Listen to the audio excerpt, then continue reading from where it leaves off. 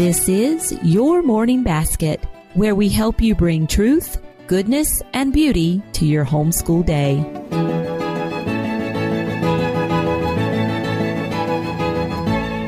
Hi, everyone, and welcome to episode 5 of Your Morning Basket. I'm Pam Barnhill, your host, and this week we have a great show for you guys. I'm interviewing Angela Boord. She is a mom of 8 with one on the way, so soon to be 9. And she has been homeschooling her children from the very beginning. Their first just graduated from high school this past summer.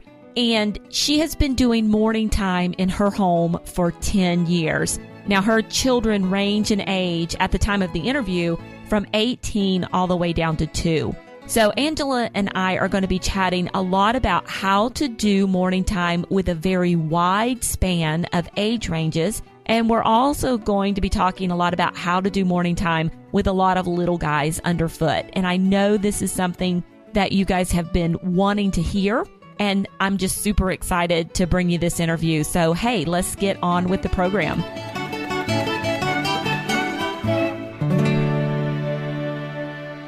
I often hear questions about how to do morning time when you have many kids spanning a wide range of ages, or when there is a big age gap between your kids. Angela Boord is just the person to help us figure out some answers to those questions. Angela, who blogs at 3+2 Homeschooling, is a mom of 8, and they range in age from teens all the way down to little ones, a 2-year-old. And she's here today to share some of her insights about morning time with a large family. Angela, welcome to the program. Hi, Pam. I'm glad to be here. I'm so happy to have you. I have been a fan of yours for a number of years now. You're one of my mama heroes. That's kind of funny. But thank you. Well, I'm happy you're here to talk to us about morning time. I've loved watching your family through the years on your blog and seeing all of the wonderful things you do in kind of your relaxed classical style of homeschooling. Well, tell me a little bit about your kids and their ages and your family. Okay. I have 8, and we actually have one on the way. We're expecting in early February. Congratulations. Thank you. And my oldest is 18. We're going to take him to college in about a week and a half. So wow. He's going to be out of the house, which is kind of strange, because we've homeschooled all the way through.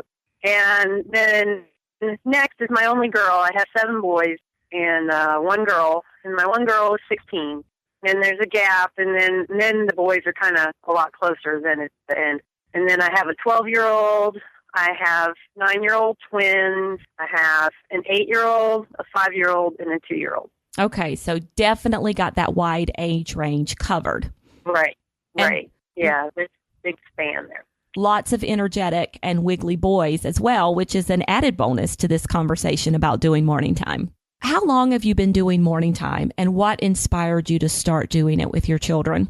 I think about 10 years, at least, as a kind of a more formal time. But really, I think the seeds of it kind of started a little bit earlier. And one of the first thing that kind of started us on this time in the morning where we would kind of get together is when my oldest 2 were little, and we were just started homeschooling. And at that time, I was born on the cradle Catholic, but I had kind of left the church for a while. And at the time when we started homeschooling, I started to come back into the church. And I was concerned that our Bible reading, which I wanted to do with the kids, kind of got squeezed out. Because at that time, I don't know, it was kind of the accepted practice that you would get up and you would start your day with, like, math. You would start your day with math. That was, like, the accepted thing. And then after that, you would do some, like, your handwriting or whatever, and you would do your lessons in the morning, and then you would maybe have your read-alouds in the afternoon. But I found that, by afternoon, I was tired, and the things that were not happening were things that were important to me. Like, I wanted to read to the kids from a story Bible, but those things were kind of getting pushed aside. And so I thought if I did it first, then I wouldn't forget. So we would read from the story Bible. And over the years, I kind of started adding things. And it really kind of started as a fuller time when I was pregnant with twins, and we had just moved from St. Louis to upstate New York, and we were in a rented house on a dairy farm.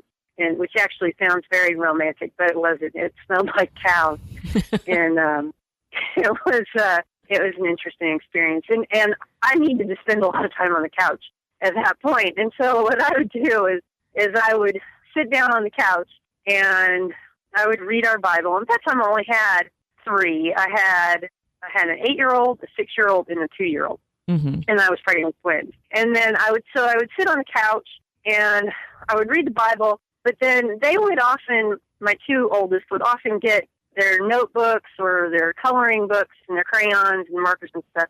And they would just sit on the floor and they would start coloring, and they would be coloring and they would be working and they would be paying attention. And it just kind of seemed they were ready for more. They wanted to hear more. And so we would just start to add more. Like I read through that summer, I read through several of the, Laura Ingalls Wilder series. And then we took a vacation in Rhode Island, and we read about the seashore, and we read some picture books about the seashore, and we read like the One Small Square book, Seashore, and it was stuff like that. We read Dr. Dolittle that year, and it just sort of stuck because it was a good way to do things. The kids were ready for it. And at first I read over breakfast, but that changed later on. They got older, and we kind of just built on it until a few years ago is when I really decided to get a little bit more serious with it, and then it kind of expanded. So this was a very kind of organic beginning to the practice that became morning time in your house. Right. It just sort of grew up, and it grew up from, what we needed. And then, too, when the twins were born, and then I had, twins are twins, and you're just busy, like, all the time. But then right after the twins, my next child they're only 22 months apart. So he's like the third twin is what we call him. And he kind of, when you're dealing with so many little people and you're thinking, okay, if the day goes totally wrong, what do I want to have done? I want to have felt like some sort of accomplishment with the day, and so we would add things, okay, well, we're going to say our prayers. We're going to read from the Bible. We're going to, maybe do a catechism question. We get that done, and then I'll feel better because we'll have done something. And then there's still more time if things aren't like totally self-destructing at that point. We'll read some read-aloud, maybe some history. If we did that, if we got 45 minutes in, which 45 minutes was a long time at that point, it was good. We didn't do any math or anything like that, but we got a good chunk of something done in our day. Yeah, it sounds like there were lots of wonderful subjects in that short period of time that you got done, and it was kind of a lifeline for you through all this time of little bitty kids. It was, and it still is for the kids. They need that time. It's just something we've done every day. And this summer we haven't sat down because I've been kind of, feeling sick and stuff. So we haven't, and people have been here and there, and it's summertime. So they've kind of been here and there and everywhere. And we haven't, even when we're not reading and we're not doing all this stuff, we usually say our prayers and we, look at the liturgical calendar, like who's the saint, the feast day of the day and stuff like that. And it's like a touch point, it's like an anchor in everybody's day. And when it's gone, everybody's just sort of adrift. And it can't be gone for too long or the kids will start asking about it. When are we going to do this? When are we going to start again? Are we going to read? Can we do this? And even the teenagers, I think they still, they'll just go automatically and sit down on the couch and wait.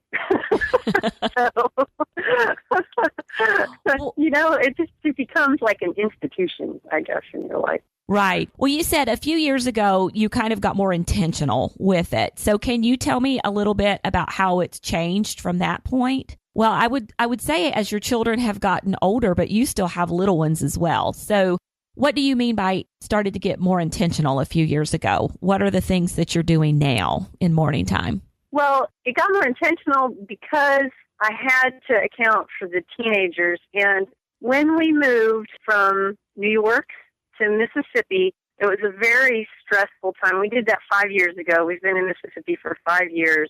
My oldest at that time was like 8th grade age. And the morning time flipped that year. And I didn't read aloud. I didn't read aloud in the morning. It got too much to handle with all the differences in age.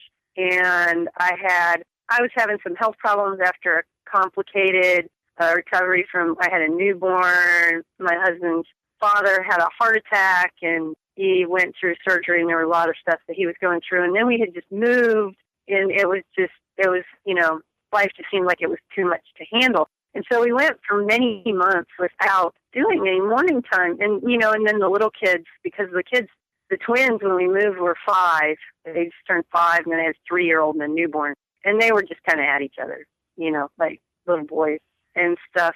So I said, this is too hard. I'm not going to do it right now. And it was kind of a miserable time. And after a while, I thought, it is worth it. I'm going to put it back in. I think it was like after that, I started, and I'm not sure if it was that year or the next, because I started kind of adding things back in, like what we would normally do.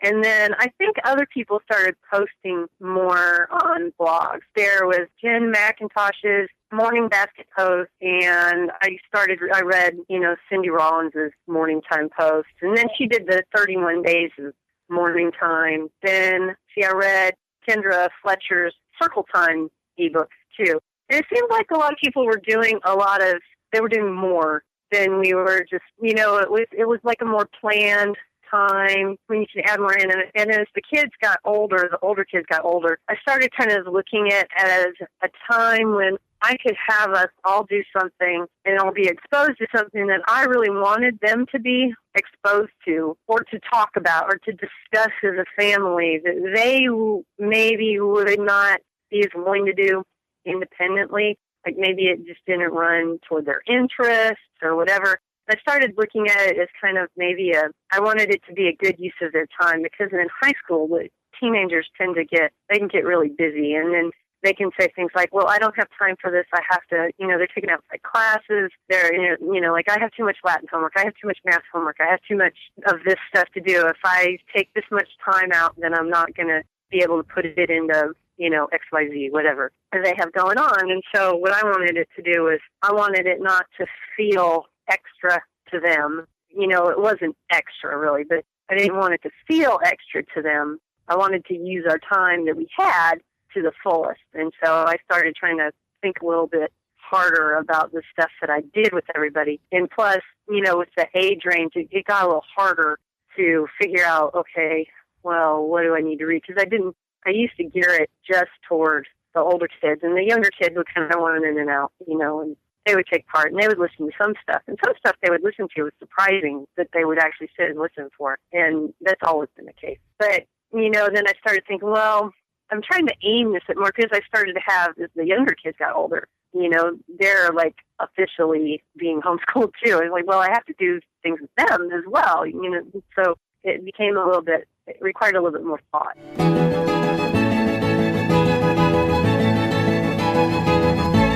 Let's talk a little bit about some of those challenges of planning and implementing a good morning time with a wide age range of kids. So how do you go about doing this? Is there a certain age group you shoot for, or how do you start making those plans? I kind of tend to shoot for the middle, because most of the time I think like shooting for that middle school age range, then the younger kids can still kind of keep up. Maybe not the youngest kids. They just they stay for prayers, and we talk about saints and stuff, and then they can kind of go. I mean, they can't go anywhere they want, obviously. They can have other things to do, but they don't have to pay attention. But so the younger elementary kids can kind of follow along, and then the older kids, it'll still be decent for them too. But I find that there are some things like classic literature just sort of has a wide age range anyway.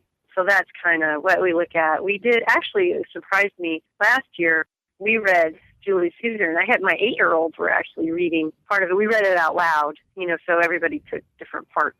And my 8-year-olds did it, and my 18-year-old did it, and it was kind of fun, stuff like that. So, but then I also look at what my teenagers might need to fill in any gap that they have in their high school plan or, whatever. Last year I realized that they hadn't done any logic, and logic was, my husband and I have always thought that logic was an important part of the curriculum, because we're kind of relaxed, but we're also we have kind of more classical ideals, you know, and so we wanted them to get that before they got out of the house because we thought it would be helpful to them, but they had never really sat down because sometimes those things seem extra and they get pushed out and they're really not extra.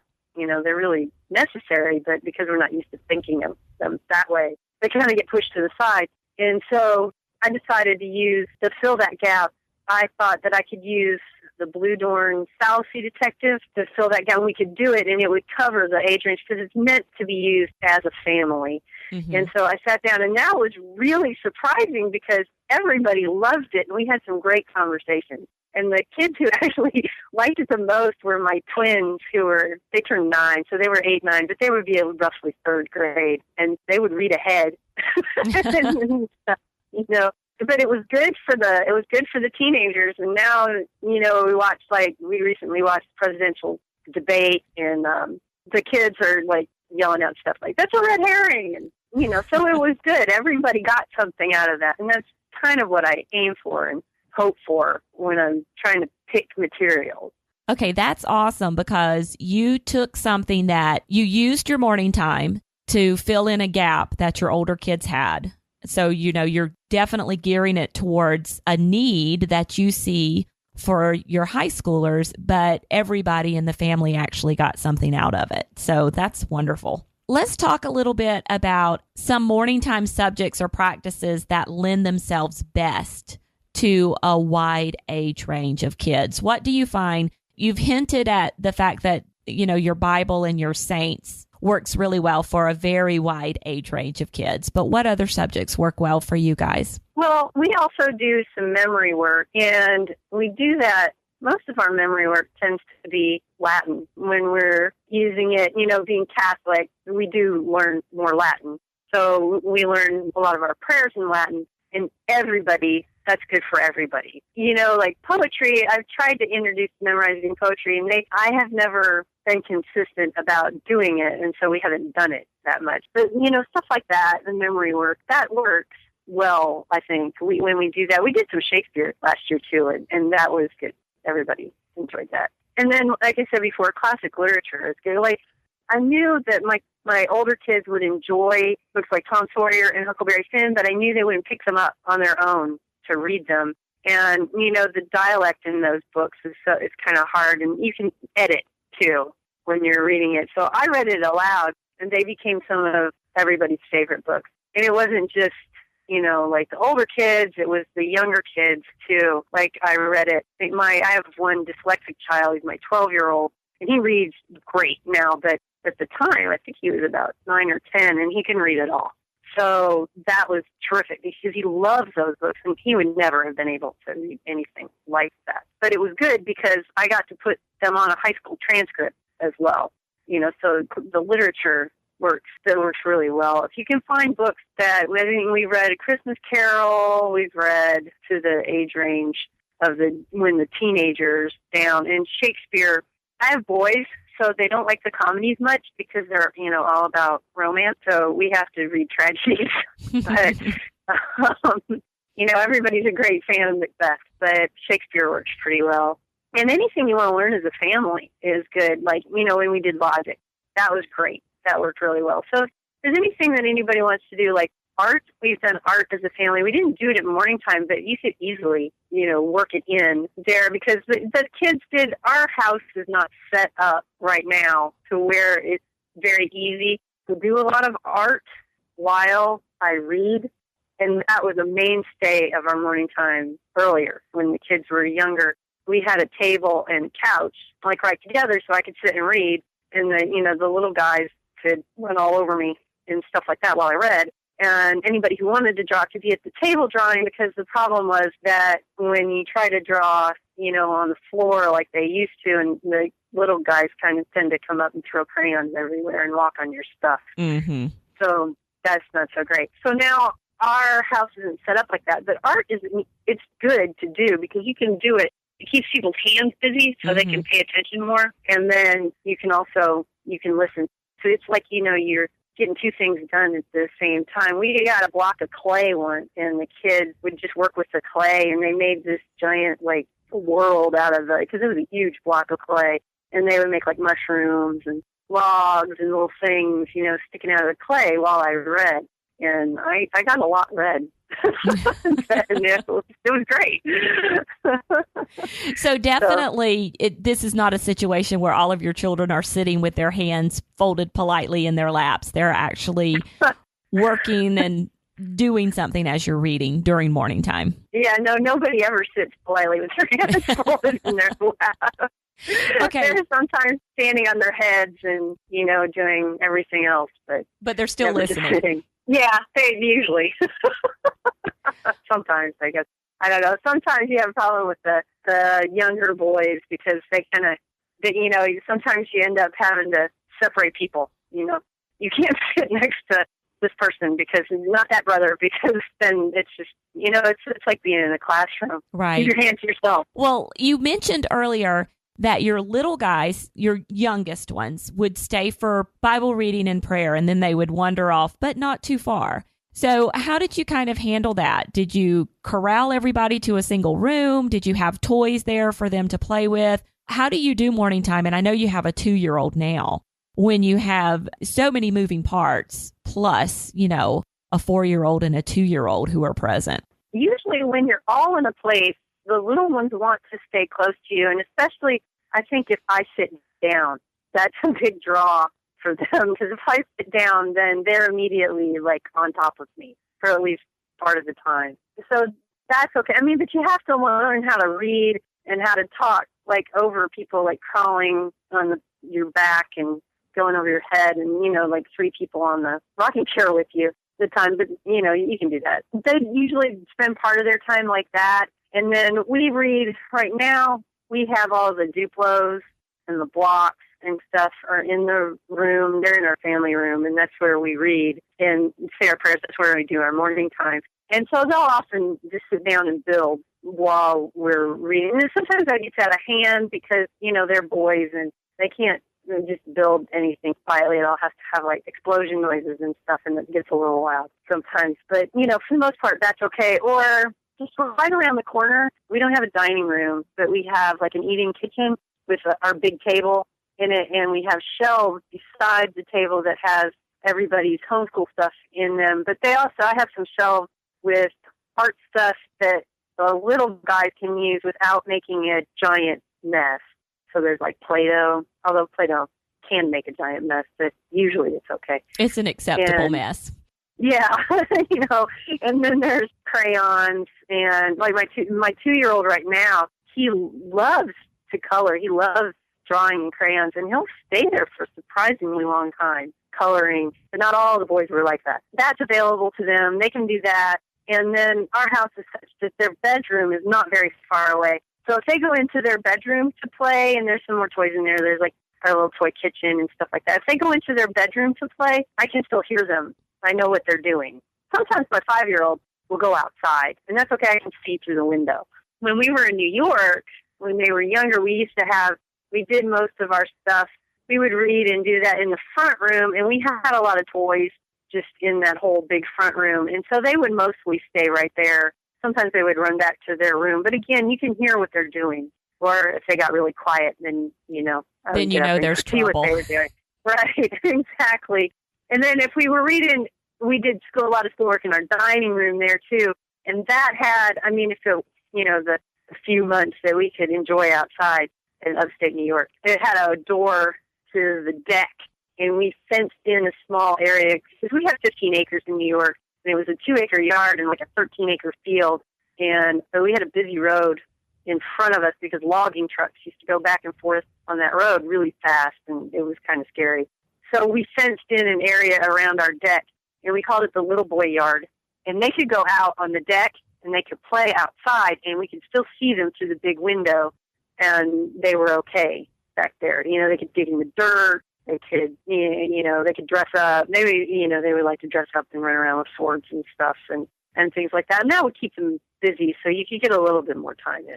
It sounds like you've worked with the various layouts of your houses and, use the fact that everybody's together to kind of encourage them to stay with you. But then when they've needed to wander a little bit, just being able to either keep your ear or keep your eye on them and letting them wander as they need to. Right, because if they go too far, then you don't know what they're doing, then, that can be bad. you can end up with some stuff that's not exactly, it can be dangerous, or even if your house is pretty child-proof, then, you still end up with people dumping stuff out of cabinets or. You sound like you're speaking from experience there. Yeah.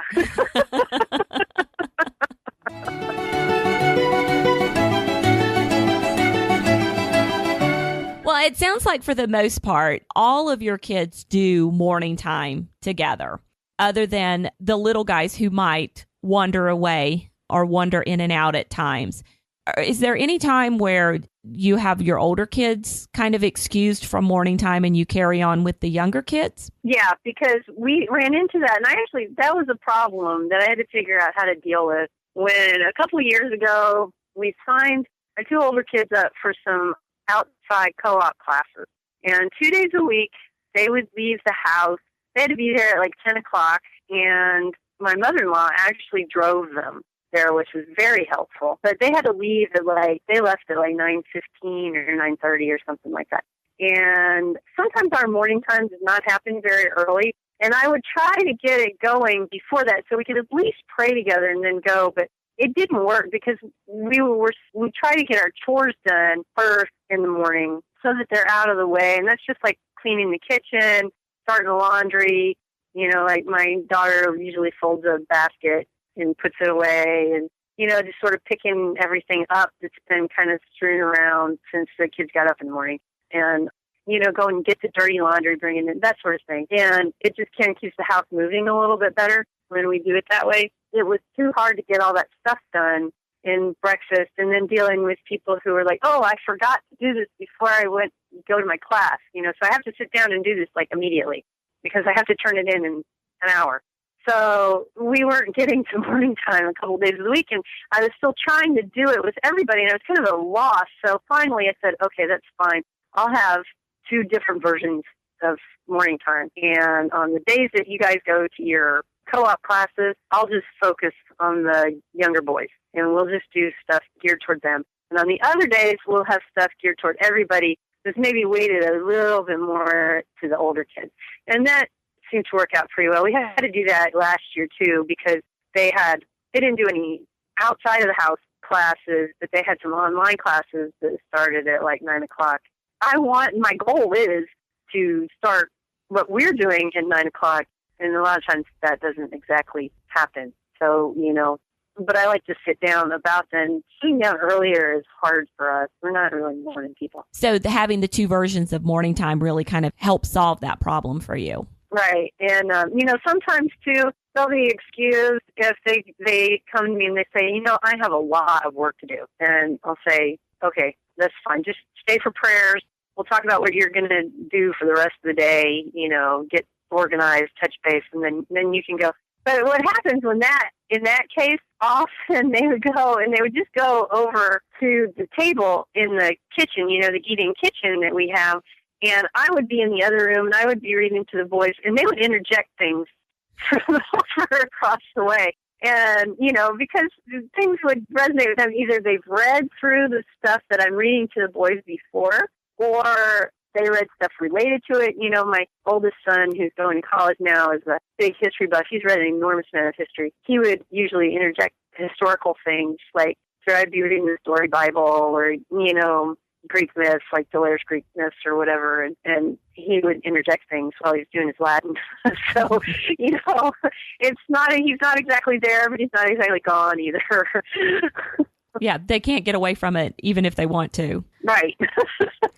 Well, it's kind of funny. Speaking of that, what are some elements of morning time that you think are important for teens to continue to participate in, even after maybe they've outgrown some of the other parts? What do you think are most important for teens, no matter what? Well, since we do our Christian homeschoolers, prayer is for us the most important part because, we all need it to get through the day, and it doesn't matter how old you are. So definitely, I think it's important for everybody to participate in prayer. And then outside of that, I think that I really do try to make the time worthwhile to them. So, it's not something that they think that, oh, it's just something my mom's doing. It's just sort of extra and I'm sitting here to humor her, because she said I needed to. So I really try to do that. I'm not sure I always do that, but I really try to use their time well. And I think conversations, though, are probably one of the most important parts, because when you have conversations with people ranging from 18 down to, the 5-year-old interjects things, and the teenagers get to, if they know something, they get to explain it to somebody younger, and that it kind of helps solidify, I think, what they think and what they know, if they know it. And then other times, the boys will help them to go a little farther in their thinking, too, because sometimes, they'll ask why, or what about this, or I don't understand, or whatever. And the teenagers have to go a little bit farther. The little ones, because, the younger boys they'll challenge things. And, so there's a bit of it's not really arguing or bickering, but it's definitely a competitive conversation sometimes. But I think that's good for everybody, because that helps people to really kind of see what they think about, various things. And we do have some meaty conversations, dealing with theology or politics or history or, whatever. The kids, they do really think. And I think that is something that they would miss out on. If I said, okay, you can go ahead and just do your assigned work over here while we're over here doing the other stuff, because I think that's one of the most important parts. And it also helps kind of solidify your family culture. So that's really, I think that's the most important part. Well, okay, so you've told me one of the benefits there to having teens all the way down to little ones in the same morning time through those conversations, and the little guys challenging the teens to kind of cement why they believe what they believe. Are there other benefits to having a wide range of ages from teens to toddlers? Well, I think it benefits the little guys, too, because, they're hearing stuff that they would not normally, you would not read aloud to them. If you were just reading aloud to the 8-year-old, you probably wouldn't do something like the fallacy detective, which I used last year with everybody, because in most recommendations, if you look for like logic recommendations, they don't recommend that. And like the well-trained mind, they're saying like age 12 or 13. And, even I think in the book, the recommendation is for like ages 11 and older. But in my experience, the younger kids really got into it. They enjoyed it quite a bit. I mean, I don't know that every younger kid would, but my kids did. And things like that would not happen if you had everybody separated. So, and they pick up, a lot. Even if you don't think that they're listening, they really are. They're listening more than you think they are. And they just sort of soak all this stuff up. It kind of, I think it kind of builds like I said before, it kind of builds a culture too. You have this family culture of shared work and shared practices. I think that Cindy Rollins talks about that a lot. Right. That you have that no other family has, and that you share, and it kind of makes everybody feel like they belong together. I don't know. I would not give it up again. I think that even though it's hard sometimes, they try to keep everybody gathered together.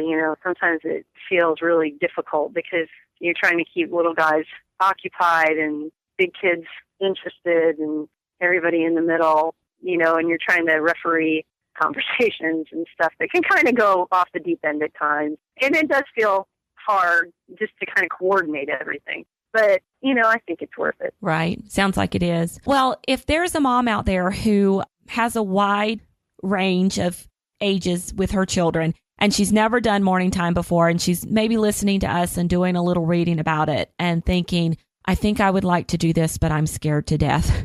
Do you have any tips for her for starting out? Well, the first thing I would tell her is, don't be scared. It's okay. It doesn't have to be perfect, because none of this is perfect. I don't know. It seems like when you write it on a blog or you talk about it and you talk about all the nice things that you do and stuff like that, it makes it sound like things are happening in very orderly fashion from, you're making all these transitions from one thing to the next, and everybody's sitting around and listening to you, and you're always having these great conversations and stuff. And that's not always the case.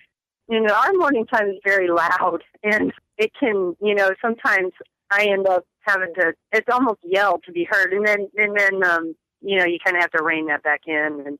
And then there are ones that totally disintegrate when, you have to go change a blowout diaper, and you try to get the other kids to read. Like if you have readers with a wide range of ages, you usually have somebody who can read, and they can kind of keep up with that. But sometimes it doesn't happen, and sometimes you have arguments instead of conversations, and or whatever. Things break down. You have to go to the doctor. People get sick. So it doesn't have to be perfect. It just matters that you're just trying to do it, and it builds up over time. But I would, when you're starting out, I don't know, I would just think most about the things that get squeezed out of the day that you want to make sure you're doing, and you're kind of sad to see squeezed out of the day, and I would just focus on those first. I think that's one of the keys. And maybe not a whole lot of things, because you can see online, some people have really long morning times. Ours is not that long. Ours is an average of about 45 minutes. Sometimes it's shorter. Sometimes if it's really good, it goes longer. But we don't do 2-hour morning times. We have short attention spans in some cases. So we just kind of shoot for what we can get done before everybody kind of totally dissolves. I think the important thing is just to not think that you have to do things perfectly, that you have to get to everything that you planned out every day, that you have to read a certain number of pages every day. And if you don't, that you're failing at it, because that's not the case. I think that's some great advice. So kind of embrace the messy imperfections of it all, and just keep putting one foot in front of the other every day. Right. I think that more than anything, it's just the consistency. It's just the little things that build up over time that make the big difference. It's not perfection. It's not ticking off a certain number of things that you've read. It's not trying to jam like poetry and art and music and Shakespeare and everything into it that you can. It's doing what you think is important in your family, the stuff that your family would enjoy and that you don't want them to miss, and not worrying about doing too much or too little. Right. Well, Angela, thank you so much for coming on today and sharing your wisdom with us. This was wonderful to get a peek inside your morning time, the craziness of it all, and to know that it still works really well for you, and it's something you wouldn't give up. Well, thanks for having me. I enjoyed talking about it. It's been, one of the best things that we've ever done. So I would just encourage everybody who wanted to try it to give it a shot. Thanks so much. For your basket bonus this week, we are calling out the big guns. We have asked some of our favorite homeschooling moms who do morning time, moms who have either large families or a wide range of ages, for some of their best morning time tips. How do they get it all done? And they've shared them with us, so we have a wonderful download for you guys to go and grab. You can head over to edsnapshots.com/YMB5 to download your basket bonus of advice for this episode.